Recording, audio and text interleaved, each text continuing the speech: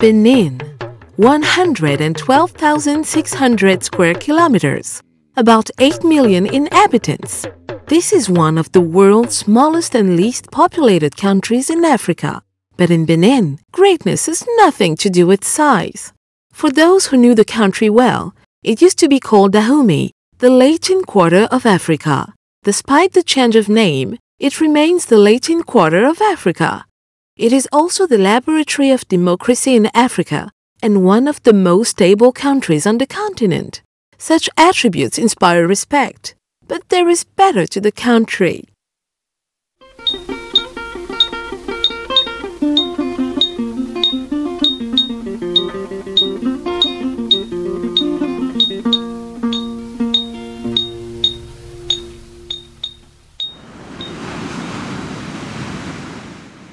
First fascination.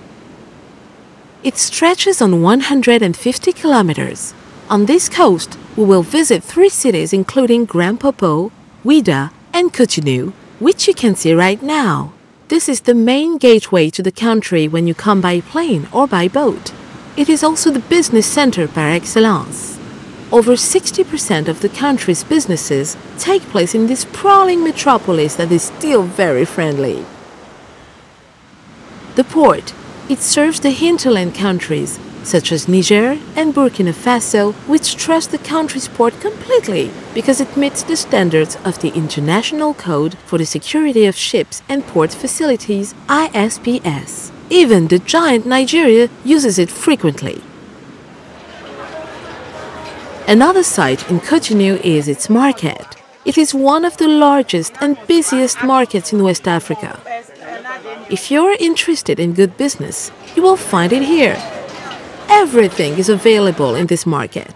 You only need to pay a short visit to it to avoid any later regret.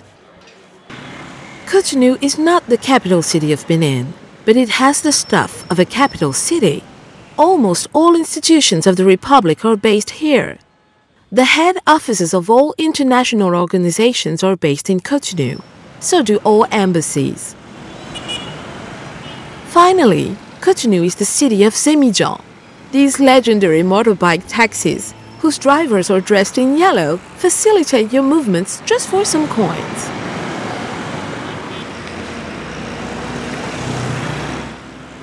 Ouidah is my favorite.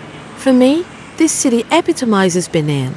It is the symbol of pain and suffering because it was one of the top sites of the slave trade.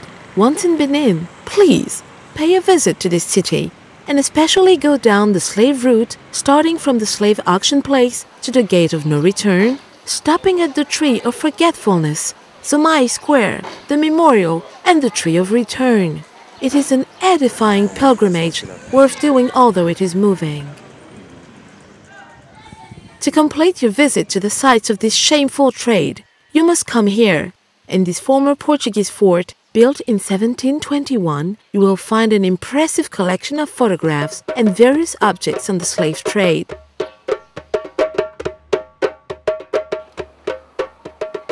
Ouidah is also the symbol of successful integration. Descendants of former slavers and former slaves live in perfect harmony. It's incredible but true. All cultures, indigenous and foreign, mingle well in this city. The fact that the Basilica and the Temple of the Pythons, which you can blithely visit, face each other is a proof of this peaceful coexistence. Knowing that the sand used in the construction of this church was brought from over 5 kilometers by voodoo worshippers, it becomes easier to guess that Ouidah, the capital of voodoo, is tolerance in itself. After Ouidah, westward further, you come to Grand Popo, the pearl of the coastal region. The first contact of Benin with the West happened here. Grand Popo is a town between 2 waters, the sea and the river. On your schedule, plan a night in Grand Popo. Besides the friendly hotels, you will experience the whistling of wind in the coconut trees and the sea lullaby to relax and soothe your nights.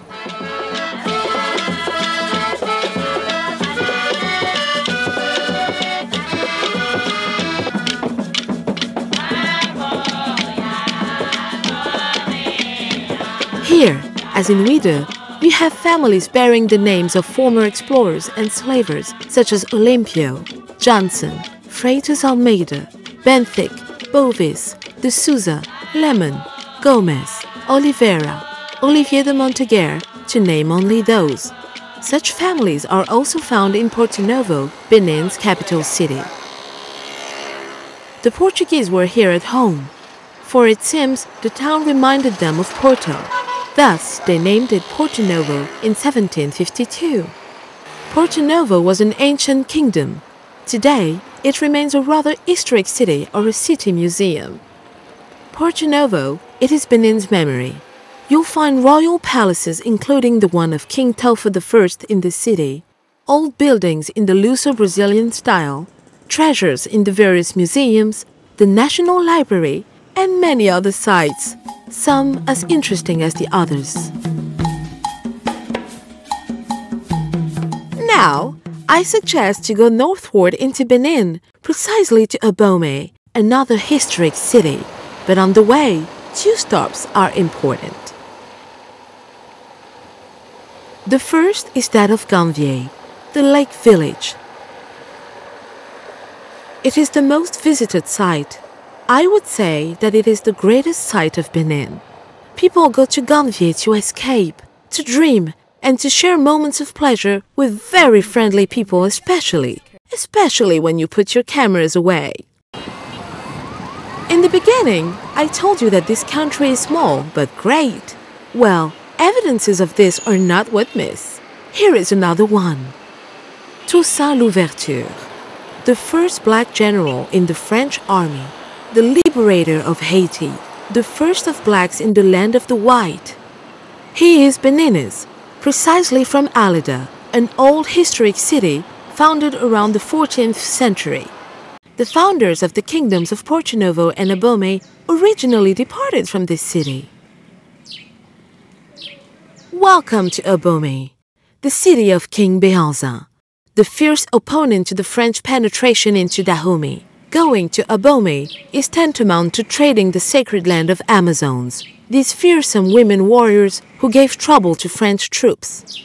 This museum, established as heritage site by UNESCO, was their palace. Here, you will see thrones of kings, tombs of some of them, their clothes, weapons, and other utilitarian objects. The guide will tell you that Abomey had a powerful army, the best organized of its time, and he will not have lied to you. The archaeological village located 9 kilometers from Abomey tells a lot about the war strategy of that army.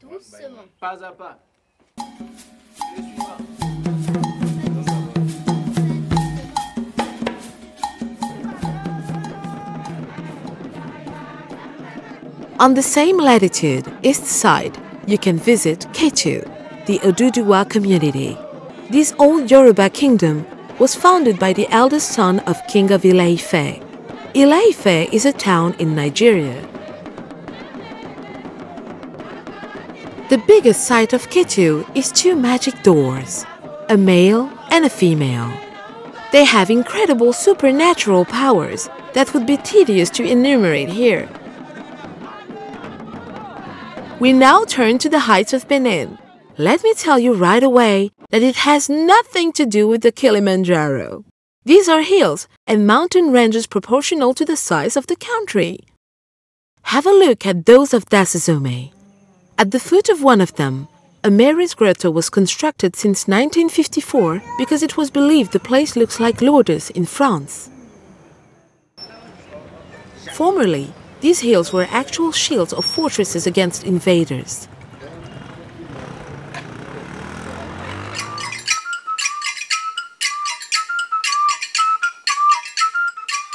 That break was well worth a transition to the main course. Silence then, for the mouth that eats does not talk, it savors.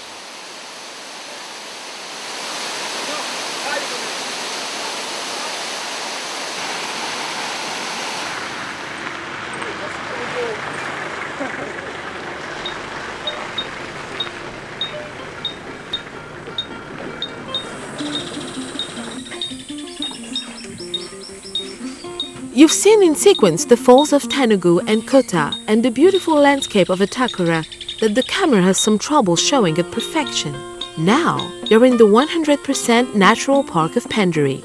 It is the largest and most populated with wildlife in the western part of Africa.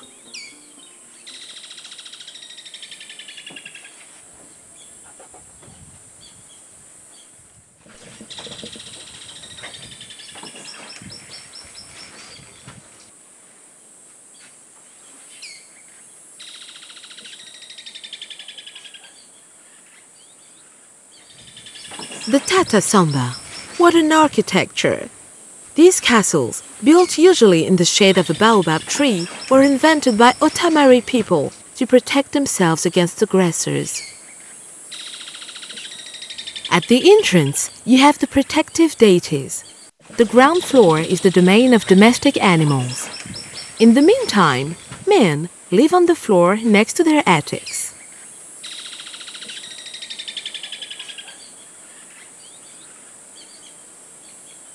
I won't forget to give you a snapshot of Parakou, the metropolis of the north, the hometown to the first president of Benin.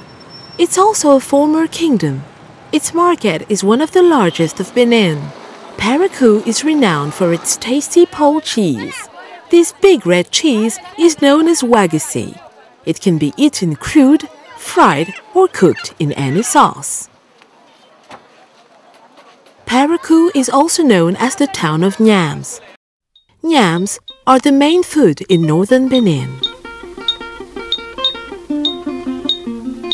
What else to tell you about this small but great country? Oh, I almost forgot. When coming to Benin, just take with you what is really needed. Once in the country, you can do all banking operations as if you were in New York. As for hotels, don't mention them. There are 5 stars, 4, 3, even 2 stars. You can find them from south to north and from east to west. Here, in the Latin Quarter of Africa, the saying goes that there's something available for all tastes and all budgets.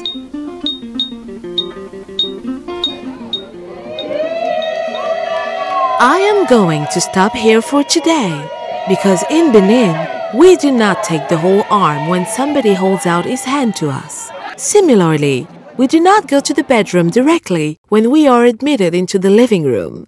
The lesson is never to abuse people's generosity. Thanks for your attention and see you soon.